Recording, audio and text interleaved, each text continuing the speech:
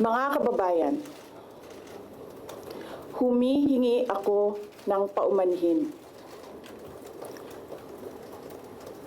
Patawad kung tinulungan ko mahalal si BBM bilang Pangulo ng ating bansa.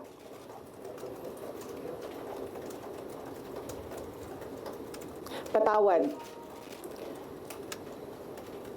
kung hanggang ngayon ay marami pa ring Pilipino ang nalulunod sa baha ng dahil sa malawakang korupsyon.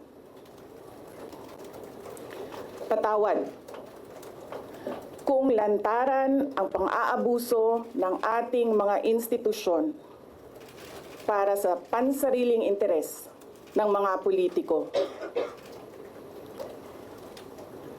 Patawad kung patuloy ang pagtaas ng presyo ng mga pangunahing bilihin habang nananatiling kapos ang kita ng bawat pamilya.